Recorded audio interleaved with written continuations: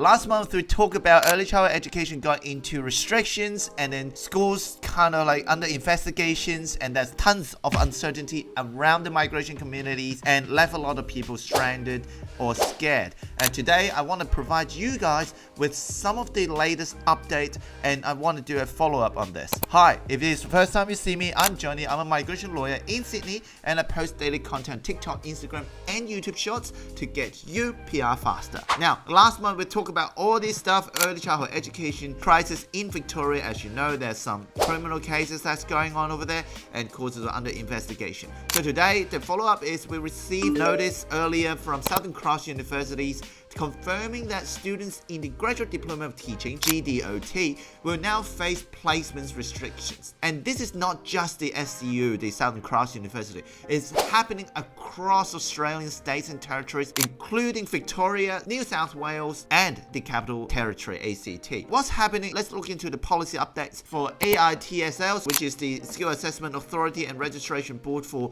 teachers in Australia. The National Teaching Authority now require all teacher education programs to be at least 2 years full-time. Back then, you could do a graduate diploma for 1 year and still get registered. Now is no longer the case. In Victoria, the 1-year graduate diploma of teaching graduates cannot be placed or employed in public school. For private school, things are different, but for public school, you no longer be able to go through it. New South Wales and the ACT, only accredited programs are valid. So graduate diploma of teaching students can't complete placement locally. So you got to really look into whether or not your qualification is accredited by AITSL. So the national direction is clear. The 2 years master degree, like if you're aiming to be a teacher, so the 2 years master of teaching is now the only safe and compliance way forward. But of course, if you want to get a skill assessment as the early childhood teacher, the procedure remains the same. You just go to a CEQA and you have 1 year higher education that will allow you to waive the English requirement. So things are slightly different. In this video, I'm just talking about teachers and teaching qualification in general. So let's talk about the case examples. We recently helped a student who had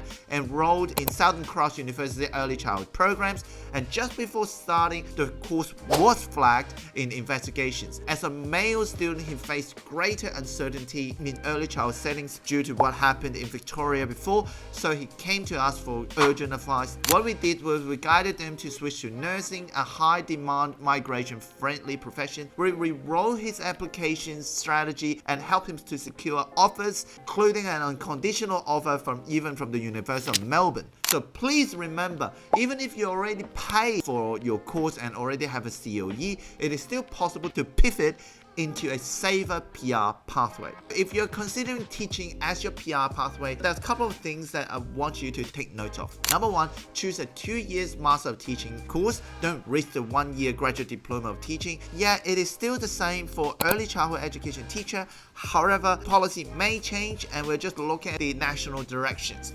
But if you're already on it, just finish it and then look into the policy and make sure that you stay informed. Number two, don't assume that interstate placement will solve the problem, because they may not count when you return, because different authorities are now making up new rules and they're targeting the graduate diplomas of teaching. Now, last but not least, always plan your study, registration, and migration together. If one step is non-compliance, your entire pathway could collapse, because you need a license, you need registration to work as a teacher. And now for the onshore general skill migration for state nomination program, most of the state will require or prefer that you're already working in the nominated occupation. Say for teachers, most migrants, if they are teachers, they have already secured some level of employment in the state or territory that they're currently residing in. So the best idea, please, to make sure that you can meet the registration requirement. This is absolutely important. Find a job, work, and then also obtain skill assessment. However, bear in mind that you do not need a skill assessment to be sponsored for a subclass 482 visa. It does not require you to have a skill assessment. So what it needs is, as long as you are registered as a teacher and you have at least 1 year full-time work experience as a teacher. Number three is you got a school or someone who is willing to sponsor you to work as a teacher, then you can still go through the PR pathway under the subclass 482 visa. But if you want to go through the 186 direct entry, you need a skill assessment. Now, just to wrap it up, though, for these graduate diploma of teaching, restrictions aren't just about SEU. They are part of a broader policy shift across multiple Australian states and territories. If you are in a similar situation, already enrolled, holding a COE, or unsure how this will affect your migration plans, please get in touch with us. We can assess your case and design a safe compliance pathway, and then to see what the best way forward for you. Don't wait until it's too late. The earlier you adjust, the more options you'll get. Thank you so much. If you haven't subscribed, hit the subscribe, like, and share this video to your friends who are studying teachings or considering studying teachings. And if you got a question, pop in the comment sections and we'll try to answer it. Thank you so much. I'll see you in the next episode.